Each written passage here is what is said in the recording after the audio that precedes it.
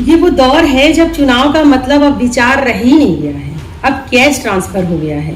पहले वोट से पहले नोट खुले में बंटते थे, अब इसे योजना का नाम दे दिया गया है।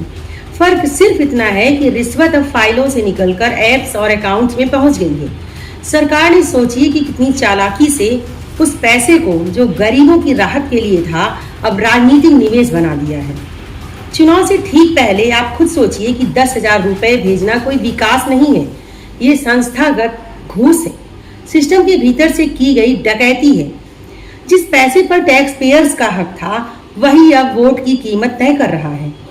जो राज्य, बिहार की बात कर रही हूं मैं, जो राज्य बेरोजगारी, बाढ़, पलायन और शिक्षा की बदहाली रोज झेलता है, वहां ये नगद रिश्वत विकास नहीं, अपमान है।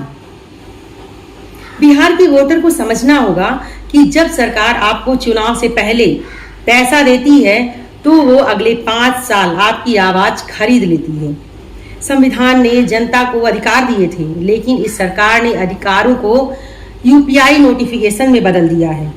अब सवाल यह है कि क्या बिहार का वोटर इस बार भी खामोश रहेगा या फिर पूछेगा कि अपने ही टैक्स से मिले पैसों से लोकतंत्र का सौदा क्यों हो रहा है। मैं पिछले कई महीनों से बिहार में हूँ और लगातार ग्राउंड रिपोर्टिंग कर रही हूँ।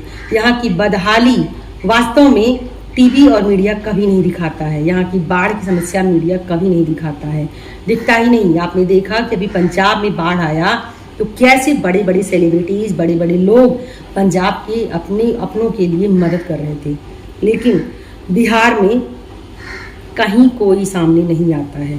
कहने के लिए बिहार फर्स्ट, बिहारी फर्स्ट नेताओं के भाषण हैं, स्लोगन है, लेकिन आप एक बार चेहरा बदलने से पहले सोचिएगा जरूर। सबसे बड़ी बात यह है कि अब ये महिला सशक्तिकरण की बात क्यों याद आई।